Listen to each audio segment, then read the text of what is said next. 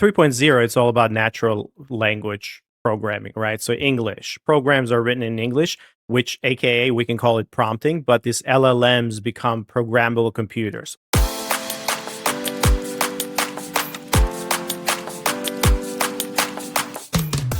Hello, and welcome to Generation AI, the podcast where we demystify artificial intelligence in the world of higher education. I'm your host, Ardis Kadiu, and with me today is my friend and co-host, Mr. JC, or Dr. JC Bonilla. Hey, JC. Ardis, what's going on here? We announced last week your transition and your evolution. You're ready to changing the script here. I noticed you want to introduce certain things, higher education and other things. Is that what's happening here? We're ready, evolving with your evolution. Hey, it's called Generation AI, not Generation Higher Ed. No, I'm just kidding. But yeah, last week was an interesting episode. It was a good episode, and I thought that we needed to do a geeky episode this week. So we got a little soft. It was very human. I even cried a little bit. So nerd power. This is a strong technical dive, and we were both taken away by a keynote. And today's conversation is about software 3.0. I'm so excited, Ardis, and I think you're going to be driving this today, more your forte, and I'll try to catch up with all this evolution of the software sector as we know it. So should we provide context? Yeah, no, absolutely. So Andre Karpathy, for those of you who don't know him, he's worked at Tesla. He's one of the founders of OpenAI.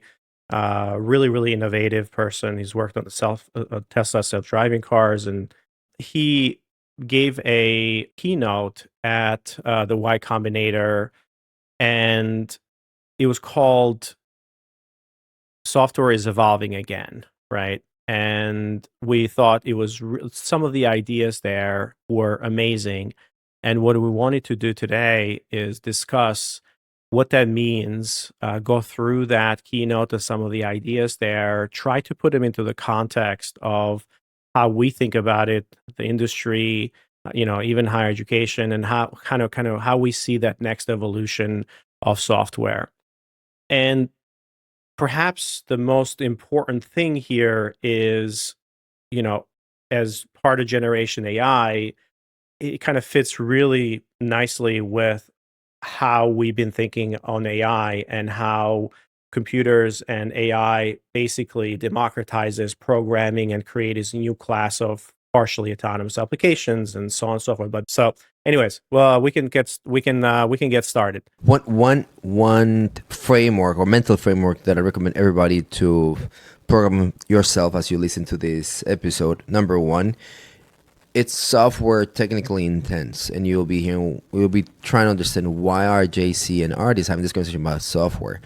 And it's just that the current deployment of AI as we know it and how it stretches the boundaries of AI development or the emergence of the AI engineer, it's literally what's creating this foundational shift, right? And this foundational revolution kind of tells us how computers, what they do, how they think, and specifically, because we're Generation AI, what does it mean today and where is this going? So I think you're going to take us through these software stages, like what is 1.0, 2.0, so we can really unpack the 3.0 version that AI is creating. So Ardis, you want to talk about this 1.0, there's two eras leading into the third era framework? Yeah, no, absolutely, JC. So we're really living through kind of this third foundational revolution in how we tell computers what to do, right? And this time we're really programming them in the same language that you're listening right now, English. So if we go back, the three eras, if you think about these three era frameworks, you have software 1.0, which starts from 1950s to 2010s. It's explicit instructions written in programming languages. You talk about Python, C++, COBOL back in the day. But humans write every line of code. Mainframes. Good old mainframes. Yeah. You think about it as deterministic. It's predictable behavior. You write tests around it, and you write a function to classify an email as spam, right? You basically say, hey, this is the keywords that I need, or this is a spam, this is not spam. We can say you and I were classically trained as engineers on Correct. this era, right? The traditional programming mindset, right? Exactly. So if you're writing code today, like that's probably that software 1.0, and a lot of SaaS businesses are built on that. Now, moving on to software 2.0, and kind of Karpathy references this back in 2017. He wrote an essay about this, back then. But essentially, programs written as neural network weights. So that what that means is that the first time humans write every line of code. During software 2.0, you provide data and you build models, and those models is how, like, the software 2.0. So you think about perceptive AI, you think about these neural networks to classify that email as spam. You just give them a whole bunch of examples of spam emails, non-spam emails, and then the software is that neural network that actually builds. So it's the weights and everything in that neural network that essentially that's the software part of it. So we moved from software 1.0, which we write all lines of code, very deterministic, to software 2.0, which are written as neural network weights. The data and architecture define the behavior, and training, think about the training, compiles the program, right? When you train, you're basically compiling the program, and the humans become data curators rather than code writers. And an example of this is training a neural network on billions of these emails to learn how to spam detect, right? 100%. Now, and that's from 2010s to 2020s, right? So it's about a decade. So if you see the first one really, really long, about 60 years or so, the second one pretty short, about 10 years, and we'll talk about the third one, which software 3.0, which is just literally just 5 years now, or maybe just a couple of years. This time compression that you just alluded to, it's a very natural process that we see in technology. So think about what you saw from there's these famous charts of the evolution of radio, then TV, and then the internet in terms of adoption and the cycles. So we're obviously we're seeing that as it relates to the programming language. I just wanted to double click a bit on the neural networks, because when people think about, and when I first heard of this, traditional programming, C++ and things like that, but what do you mean with neural networks? How is that a programming language, right? And it's not that it's a programming language per se, right? It's this approach of using a neural network. So what it means that it's brain inspired, and as such, it's about the tuning aspect. And so software engineers kind of go through those motions that are not what you saw on that first wave, deterministic, or the data object, and the things that we see in Python, C++ is kind of what rules. So these introductions of other methodologies, in a way, shape the software industry, which then takes us to this version, this framework 3, or software 3.0, right? Right. Exactly. And 3.0, it's all about natural language programming, right? So English programs are written in English, which AKA we can call it prompting, but these LLMs become programmable computers. So the large language models that we've seen now over the last few years, and we've been working with, they become the programmable computers, and everyone becomes a programmer. And think about now, in this case, is you just give it the LLM a prompt. You give it an email and you say, classify this email as spam or not spam, and done. So you've kind of transitioned from, you write a function that looks a lot of things around that email, to now using a neural network to classify it, which is the traditional ML approach, right? Machine learning approach with data, driving that, and now natural language with these LLMs becoming programmable computers. So this idea of the large language model, or AI, we can call it whatever we want, but that as a computer, keep that in your mind, right? Because each of these transitions represent a foundational abstraction layer. So like I said, we moved from machine instruction to human readable code, to data driven models, to now natural language instructions. Make sense?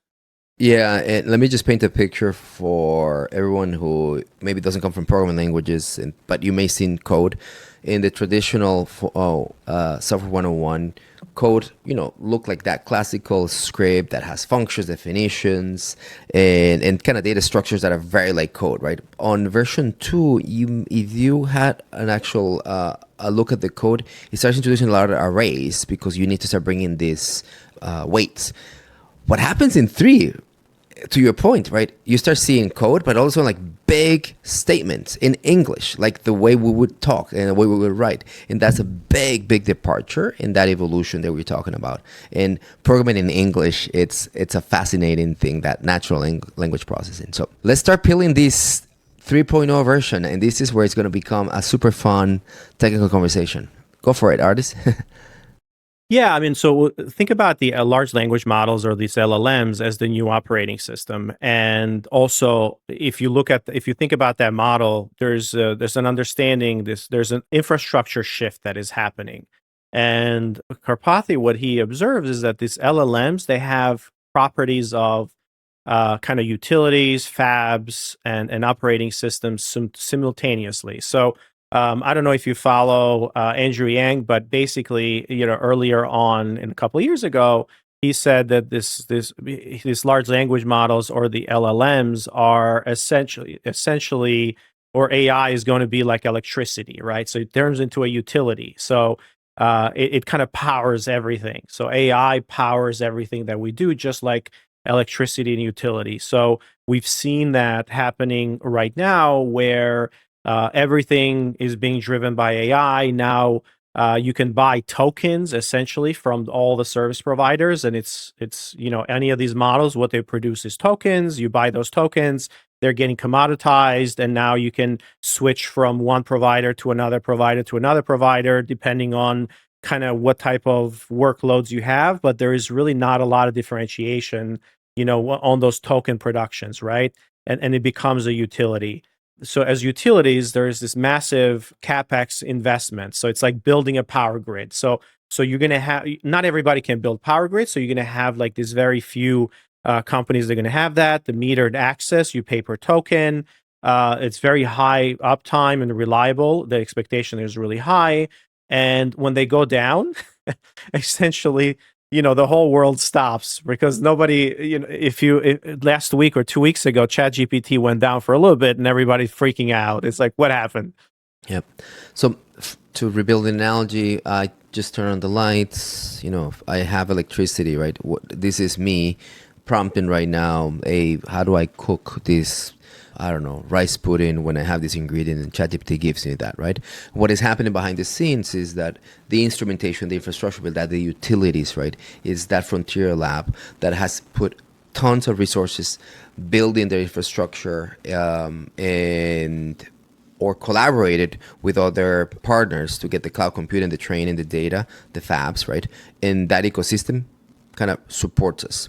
So as you move from utilities, right, and the other thing that you can think about this is kind of fabrication plants. So not only, so utilities are very simple, but with these LLMs, there's just enormous capital requirements for training these models. There is deep technical, and R&D secrets. There is different process nodes, meaning like there's model sizes, capabilities, and so on and so forth. So you think about this as kind of a fabrication plant, right? So this LLMs and this infrastructure becomes an LLM.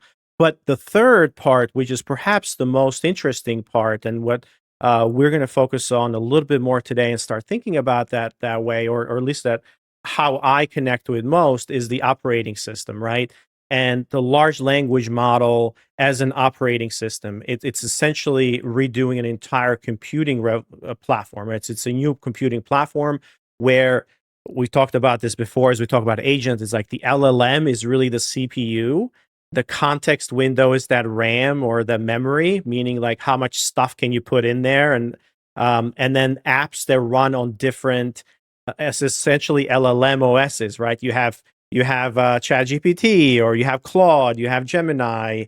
So all of these different kind of OSs. You have the closed source ones, which we talked about, and then you have the open source one. So right now, what Karpathy said is like, hey, we're in the 1960 era of That's computers, right? unbelievable. Where That's it's just unbelievable. like, right? Because everything is so centralized. We can't run these things locally. So think about 1960s mainframes. So the computing was so expensive, it's centralized time sharing model. And now we're all kind of logging in with our thin, whatever it is, with our terminals. And personal LLM computing has not arrived yet. So this is interesting when you think about it that way.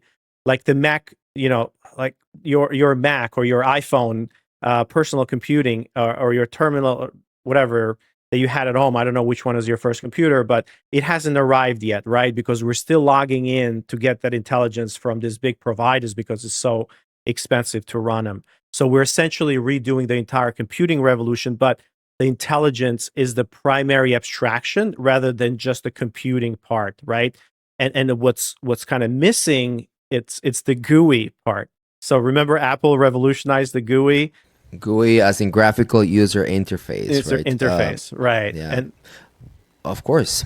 The double click, the click and drag, exactly, these experience that we deal with today, that revolutionize personal computing, emerges from just basically a shift of going from prompt terminal. Right. You asked me about my first computer. I'm an IBM 186 to 86, so I went through that process. So yeah, you went into command land, your prompt, and you use DOS to basically give the instructions. Feels like today, by the way, and execute the code that maybe sometimes it was not even on hard drive because you needed to actually insert the disk, and that is 1980s type of technology. So to be 60s, this is where there were these cards and the punch cards, right? That's the type of analogy that they bring today. But back to GUI, what you just said, which I think is fascinating, is there's these systems that would look like an evolution, but the GUI right now is probably one of the biggest things that do not exist and we don't see it coming, or is Karpathy saying it's ahead, but this is probably one of the missing components. yeah, yeah. And so look, basically his compute is his if we're LLMs are the new computing paradigm and we're looking at intelligence as a new computing paradigm, we're still in the terminal phase of that computing paradigm, right? So it's like it feels that there's no GUIs for this new computing paradigm. Maybe voice becomes that later, maybe not, but essentially right now we're exactly what you're talking about. We're just command line terminal. So the graphical user interface for intelligence hasn't been invented yet, and we're in the really early days of that part of it. So it was really interesting that he kind of described it that way because it's very, for a lot of us, we think like, oh, like this, there's just so much intelligence and all these things are happening. But if you look at it in the history of computing, if we look at this as a new computing platform, we're very, very, very early on. Ardis, just one take on the GUI and the user interface. Do you think we'll skip that phase altogether and we just go to voice? I just struggle to see how we interact with click and drops the way computing was needed. So graphical user interface, a la Mac. And I think we're just going to go into voice, and it will be a totally different graphical user interface, more like a human user interface, right? So look, the reasons why GUIs are so important is because our computers, our meat computers, are so good at interpreting high bandwidth information via visually, because that's our, like right now LLMs or AIs are so bad at the physical world because they just can't process that much.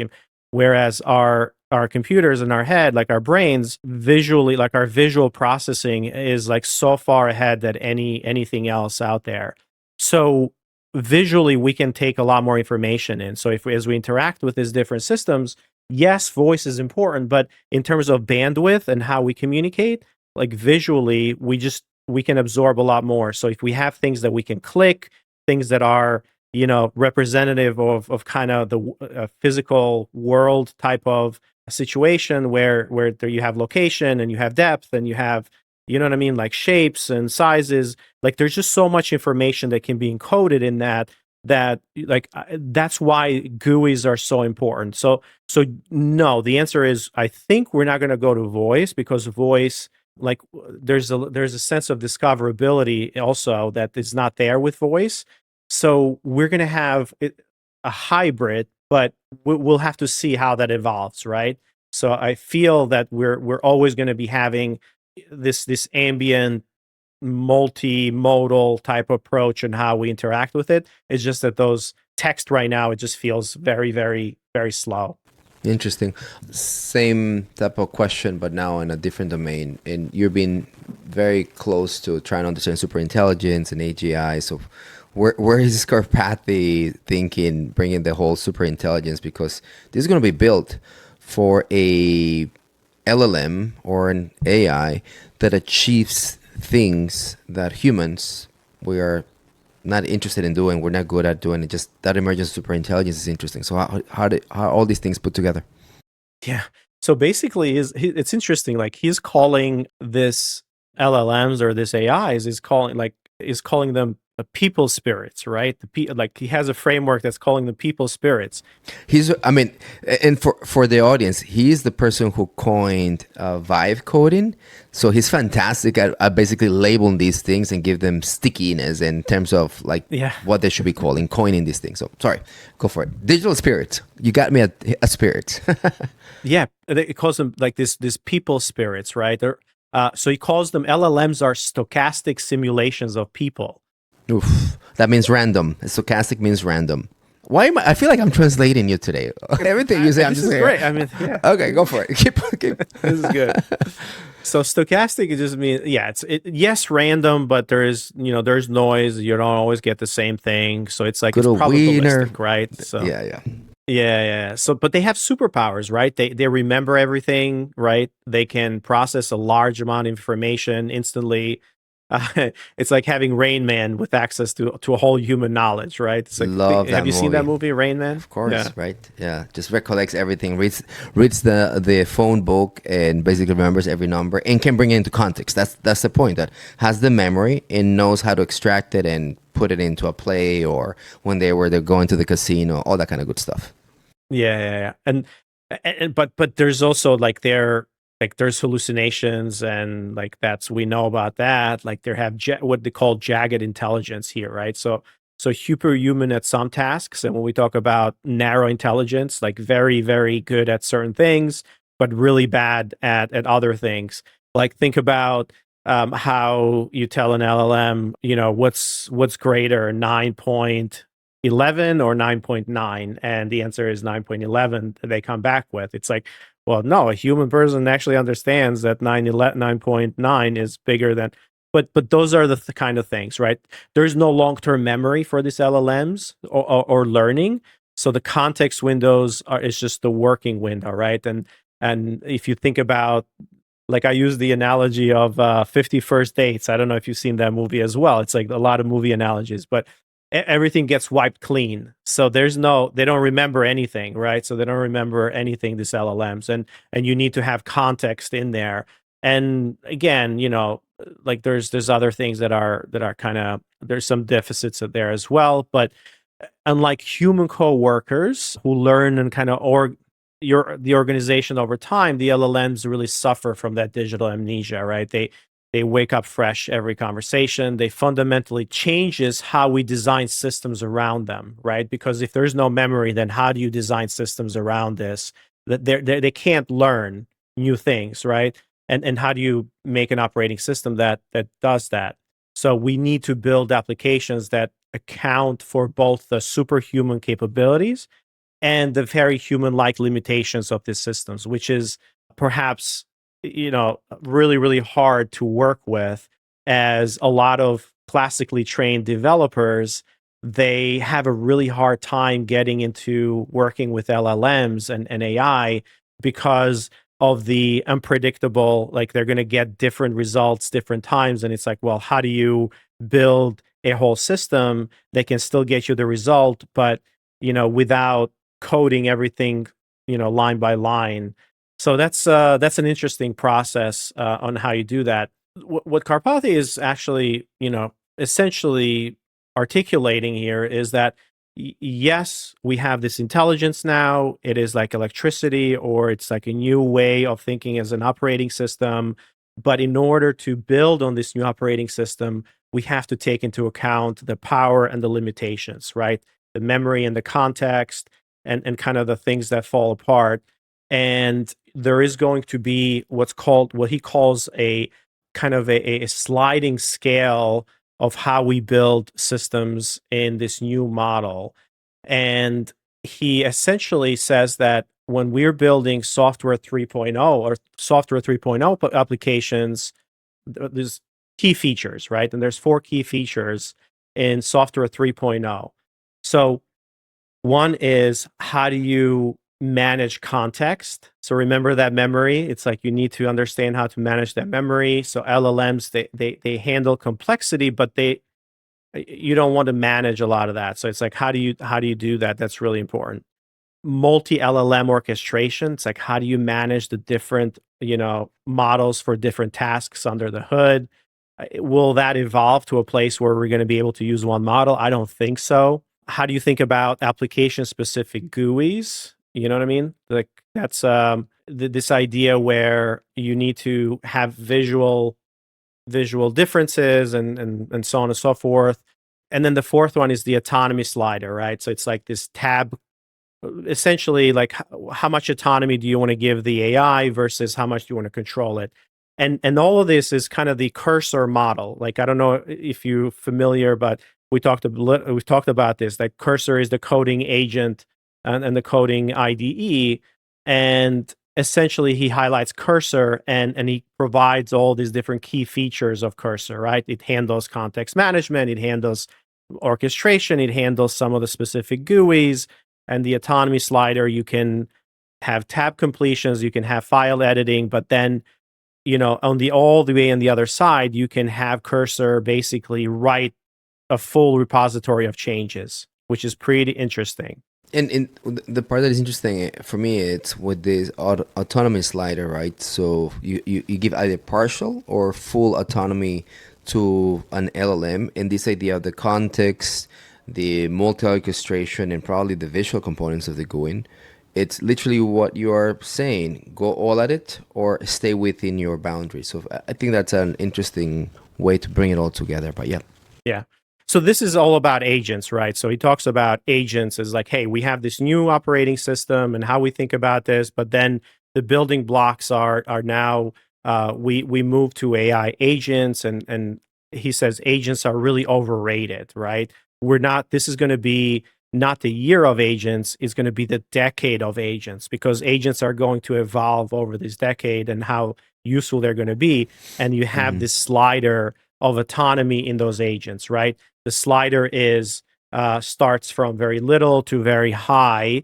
And I think the best analogy that he uses, and maybe this is something that, if you remember very early on in some of my presentations, I use this one as well. It's the Iron Man suit. So the Iron Man suit is augmentation, and essentially it's there to augment Tony's and to make him superhuman, and provide all of the capabilities for him to fly and to do all the things that he does.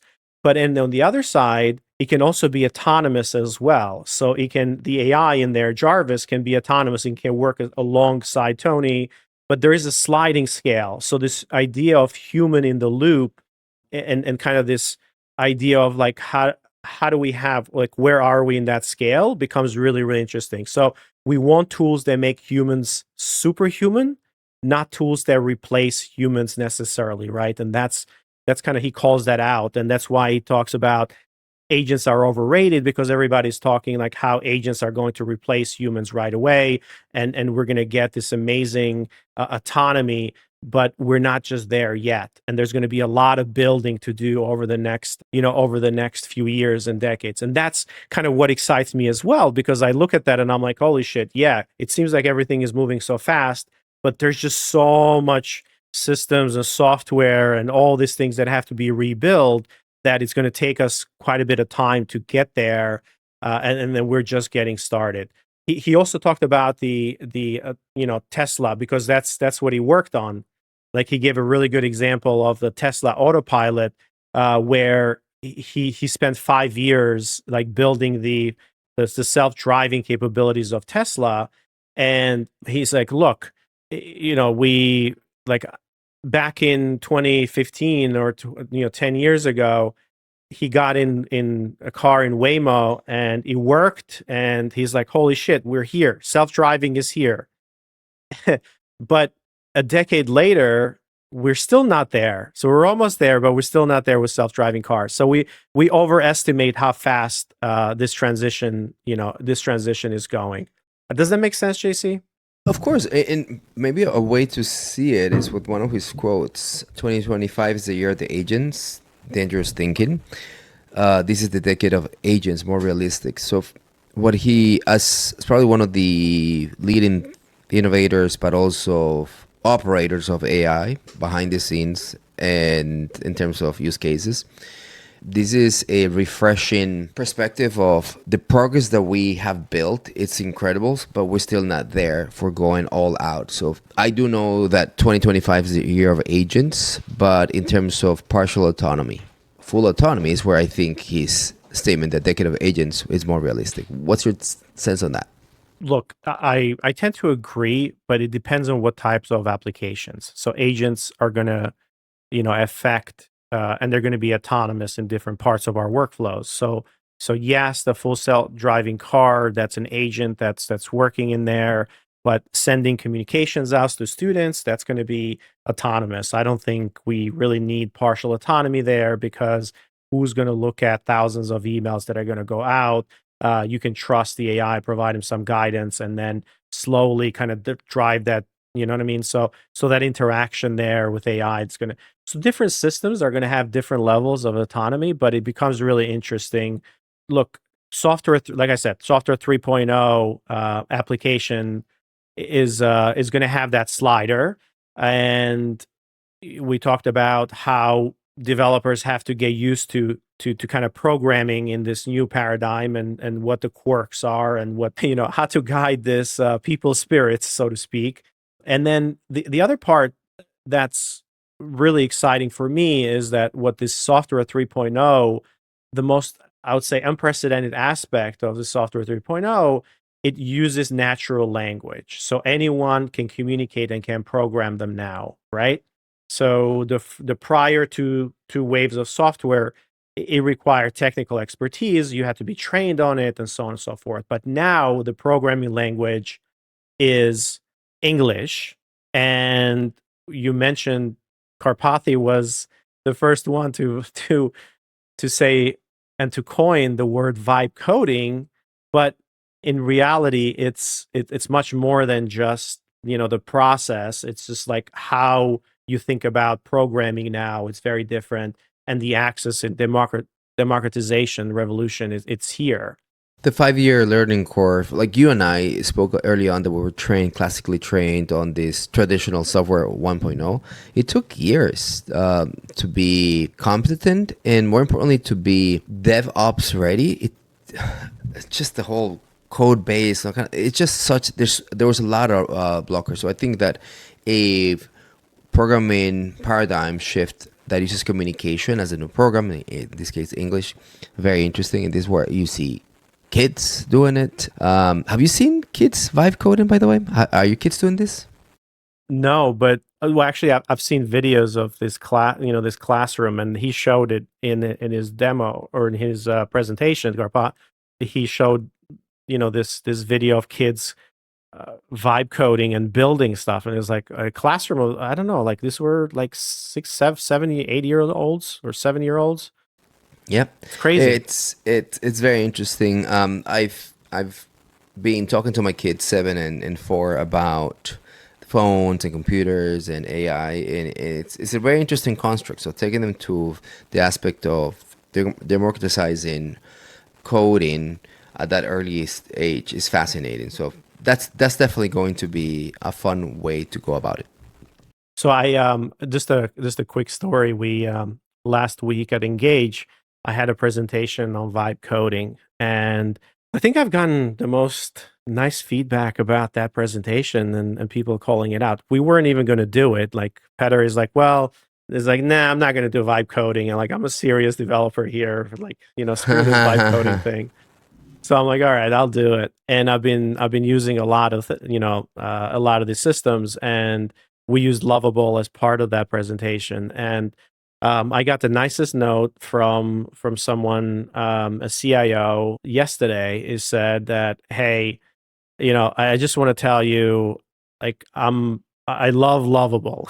No pun intended. And is like he had 2 hours in the morning, and he whipped a prototype together that the provost kind of asked them to do, kind of a web accessible searchable database with copies of syllabus in for every class in the past. And is like, I whipped it up, a prototype, in 2 hours, and already got sign off. And we just don't have the resources in here, or don't have any of those coders. I would have had to scope this project out. I would have had to find resources, and then months later hire a consultant to do it. But building that prototype was really interesting. So it was a really, really nice note that I thought I would share, because this software 3.0 now gives access to a lot of people, being able to access it. Even though it's not there, it's not perfect. Yes, you need to have security, and yes, you need to have all those different things, but trajectorily is going in the right direction, and it becomes a lot more accessible. For me, the punchline here, as I hear you recap the keynote, which I also had the opportunity to listen to, right? This paradigm shift, software 3.0, it's really where AI takes a prime seed, and then we're starting to see how it reacts to, right? And these are basically the low-hanging fruit and the changes. In traditional infrastructures, where we're departing from, right? Payments, authentication, they were designed for human clicking, right? So Yeah. it's a really interesting shift, and this is where evolution and vibe coding and things that we just discussed kind of start grabbing from, right? What else do you want to talk about? We're kind of minute 40, and there's so many things we can come and expand here. So where do you want to go from here, Ardis? Yeah. So then, essentially the next thing, the infrastructure opportunity for building for these agents, and building for this new paradigm of software 3.0, we now have three types of digital information consumers, right? Like we have we have humans who use GUIs, we have programs or applications who use APIs, and then we have AI agents that we're building. And it's like, well, what do they use to communicate with people? And one of the things that have become really, really popular is, just like you have a robots.txt for your website to kind of scrape, now you can probably have an LLM.txt file, right? That just describes, so you don't need the click here. And so like LLMs are not very good at that. It's like click where, it's like there's no link in there. So essentially they understand text. So they need to, like, we need to build infrastructure that is built for these agents, right? And essentially, even as LLMs get better at clicking and navigating, it's really worth optimizing these interfaces for AI consumption, and we're going to see that quite a bit happening. We're already seeing the transformation in consumer behavior and how consumers are accessing your content and your website through just this LLMs, right? You saw how Google overviews now is scraping your website and not sending people to your website, but it's actually producing the information in there. AI mode. We'll talk a little bit more like how the whole content world is facing this huge paradigm shift, where like how do you produce content and drive people to your properties. So anyway, so that's the part where we're super, super aligned. And we talked about MCP as a protocol for these agents to kind of interact together and to kind of pull information from different systems. So that's happening right now. And that's the part that software 3.0 is going to need a lot more of those things. Now, let's move into like, what are some of these implications, right? Like what does that mean? Like for education, entrepreneurship, and maybe even the kind of traditional SaaS as well. Yeah.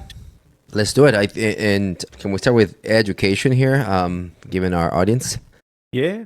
So we've talked about this before, but current education assumes scarcity of information and tools. Of course. Software 3.0 creates an abundance of both of those. That's example that we saw through our partners at Gordon State, right? So I don't have the application developer. 2 hours later, the prototype is done, approved, and ready to go. So access and proliferation of POVs and work, right? Yeah, exactly. Karpathy is also in education. He's actually building education systems, which is That's really his company interesting, now, right? Yeah, he can kind of so he gave an example where he's saying like the educational framework where he's approaching it is keeping the student separate from the teacher, but they're working off of the same artifact, which is this auditable, consistent curriculum. Is like, how do you keep AI on the leash, so to speak, with structured learning paths? But then there's a human AI collaboration loop in the learning as well with the student side. So very, very interesting. Go take a look at the video, because there's a couple of minutes in there where it makes a lot of sense on how you're building learning systems and building this software 3.0 for learning systems, and maybe it's LMSs or whatever, but that's an interesting space in there. The part that I like to probe here, in the way I see it, right, in a way also goes back to our episode on AGI, right? These new frameworks of educational teaching, and what this teaches us, right, is that letting AI do the knowledge diffusion, it's very smart. Letting humans probably take on the coaching and the empathy build up, right? The being humans is probably better, right? And this is where that collaboration, coexistence of co-intelligence in learning, where is that? So the other part is like, hey, like the skills shift. So before, as you're programming for software 1.0, you had to learn the syntax. Now it's all about you learning prompt engineering or context engineering. We'll talk about context engineering in a future episode. It goes from memorizing these algorithms and how to implement them, in terms of like, now it's understanding when to apply them and how to kind of connect these systems together. And then it's like moves from how do you do evaluations, which we talked about before, well, actually moves from debugging code, right, to like, how do you actually build evaluation systems, and how do you debug AI reasoning, which is really, really interesting. So again, the opportunity there is interesting. Yeah, I was using this analogy the other day with a family member of like AI reasoning, right? And I landed on an example that I hope it helps everybody here. It's very similar to how lawyers are trained. A lawyer, to defend argument, is trained in logic, right? Because that human reasoning in logic is what allows you to come and say crazy things or defendable things.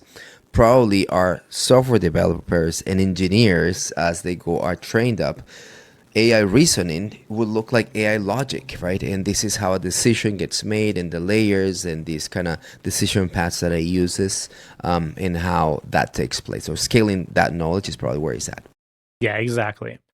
And so if we think about the entrepreneurial opportunity here, it's moving to this 3.0 migration. Like every application can become partially autonomous. A lot of code or a lot of the systems have to be rebuilt for this new OS, right? New class of applications that were basically impossible before without natural language programming become possible. And the ecosystem, the tooling ecosystem, completely needs a rebuild for the 3.0 stack. So huge migration opportunities, both on the software side, also on the systems side as well, and how organizations are essentially delivering value through this new way of, I guess, through this new infrastructure, so to speak, intelligence infrastructure. And just, I remember the transition of, their early 2010s, 2015s, right? It's when the big data emerges, that pipelining and these infrastructure companies and capabilities were just such a incredible industries. $1 billion companies emerge from just basically looking at behind the scenes, aka the plumbing, right? We're talking about the same thing in terms of entrepreneurship. Billions of dollars will emerge so that you can move your stack from where it is today to this 3.0 stack that is basically AI native and AI ready. So it's an incredible opportunity. Artists, don't build that company, okay? Don't. Hey, man, like this, I told you we're going to be building in the open, or we're going to be talking about this stuff in the open. So there's we're going to be bringing a lot of these thoughts together here. There you go. But there's also infrastructure plays as well, right? Think about like what does an AI first authentication or payments look like? It's that's something that we don't see yet. Like what does this visual debugging tools look like for LLM applications? Is crazy. Like data set management and version controlling in the world of in the world of these LLMs. And the most important and the most exciting things for me is like how do you coordinate agents and orchestration platforms? And that's what Element is building, which is pretty exciting, right? Like how do you build those pieces?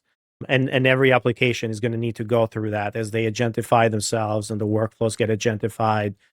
Building the orchestration is really, really important. I also like that one a lot, and it's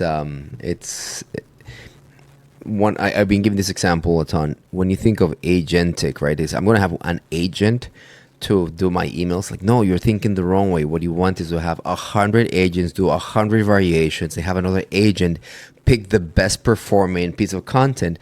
That is the mind change that we're upon. And what you just talk about is that orchestration and coordination. It's all powered by also AI and the infrastructure to be built. It's a fascinating play. Yeah. I mean, if we want to use another movie reference, another Marvel reference, have you seen when the Avengers were Doctor Strange analogy where he goes in and he looks at millions of futures, right? And then there's only one where they win. And you're going to do like it's the same thing here. Like you're going to have the capability of this hundreds or whatever, however many agents go build in parallel all these different versions, and then you're going to take the best one, like you said, which is pretty interesting. Yeah. We designed, just using the content analogy, like I design content that gives me on average the best open rates, right? That's a metric, and that's how best personalization takes place today, right? In the eyes of of AI, I could design a trillion versions, right? That just causes you to go to this link. I'm not even interested in you open it. Just I want you to go and drop in this specific link. And that there's the one that got you there. So I'm gonna come in and personalize that one out of permutations of all the tokens, content, visual components that you could have. There's that one. So it's incredible. Anyway, all right. What about traditional SaaS? You said that this is also applying to your building. So companies like Element or anyone in edtech, if anything, right?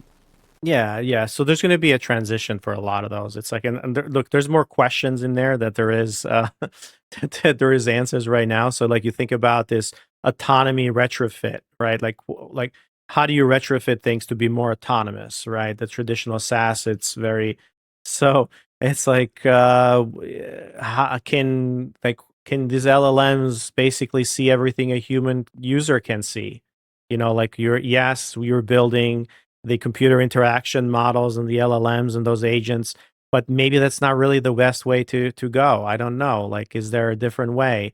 Can LLMs take all the actions a human can take? Like, how do you build your system? How do you retrofit them so the LLMs can take all? So there's no more click here or basically it's like just enter this piece of information. Like that's going to be and there's going to be a transition there. There's going to be a gap of traditional SaaS moving in that direction. And then how do humans supervise and stay in control? Like that's still a question mark when in the new operating system or in this new software 3.0, like where does the human come in and how do they supervise and stay in control? We just those are all opportunities, right? It's like those are opportunities for the retrofitting part. And also the interface revolution needs to happen as well. Like we talked about and said, current UI are designed for human clicking. So we need to design UIs for agents. We need AI accessible equivalents for every action, right? It's like how do we do that? So everything that we do right now, every software, every piece of interaction, everything needs to have an equivalent. yes, we're starting to think about MCP as an interface, but even MCP is showing a lot of cracks where like this agents are not, or this models, like you stuff 50 tools in there and they just go crazy. It's like, imagine having the ability to have, 100 or 200 different tools.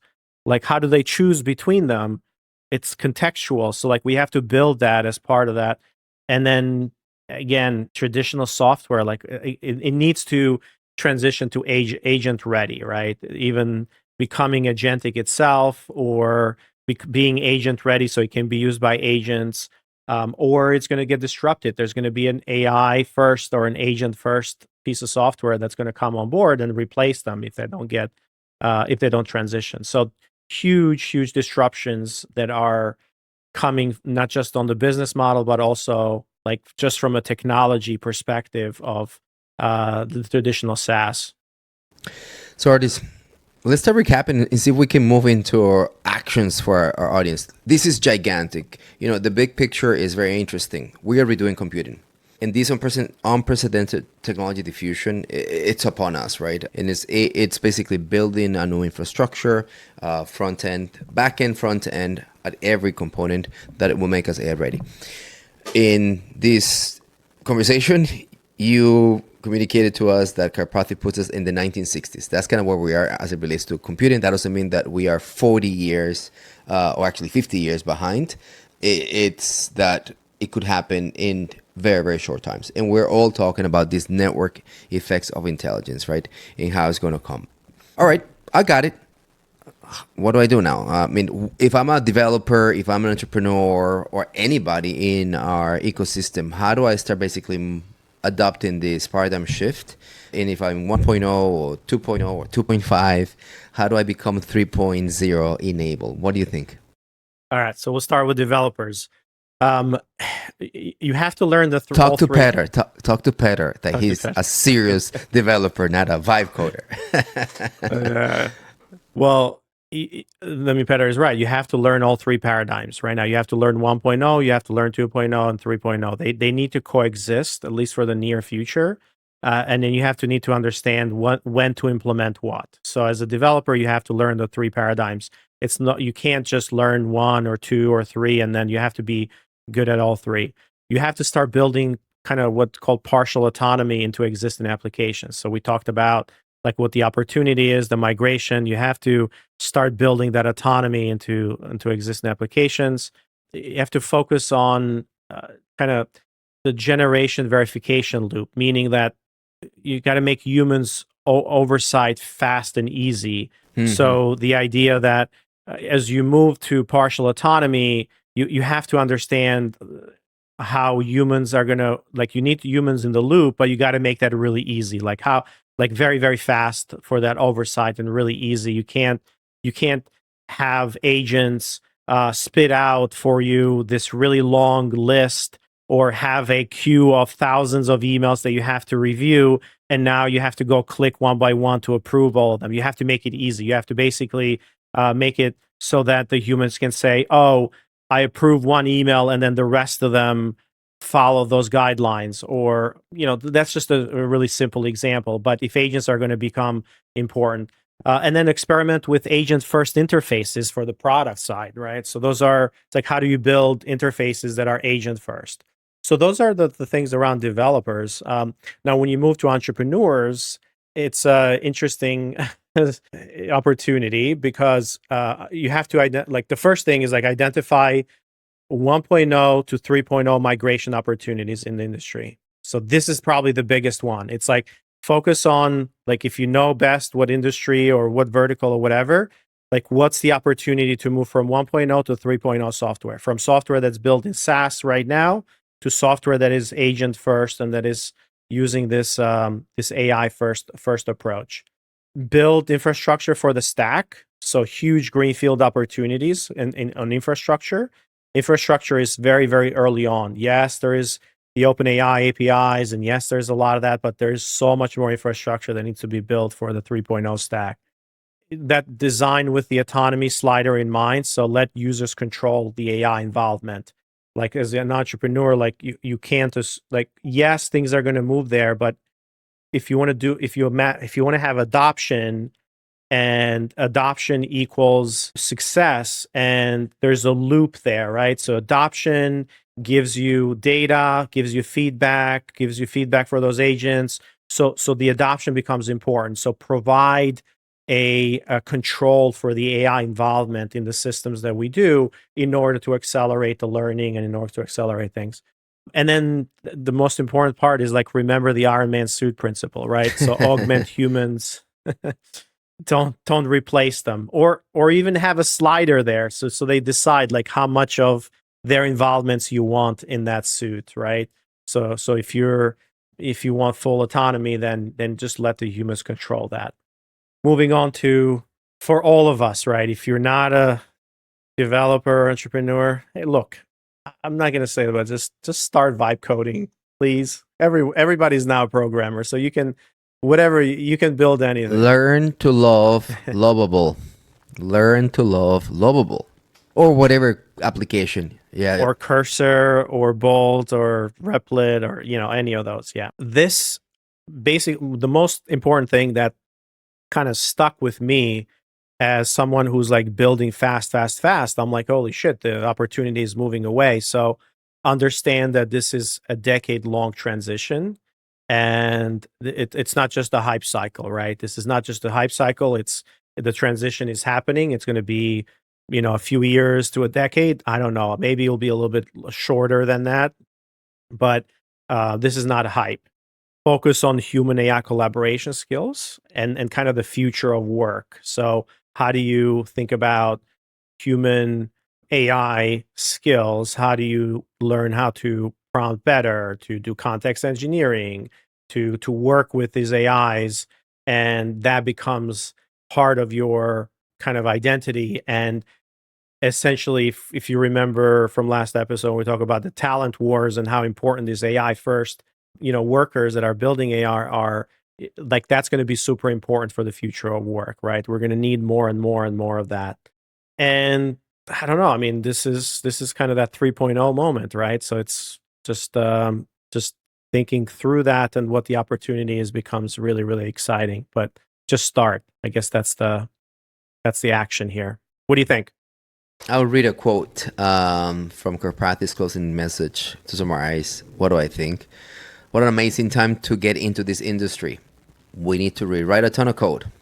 But going back to the Iron Man suit analogy, I think what we'll see over the next decade is we're going to take the slider from the left to the right, end quote.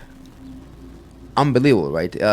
It's just that the quest for autonomy, call it a 3.0 movement, AI first, whatever word kind of sticks to you as we have this conversation, we are in the midst of it. So what do I think?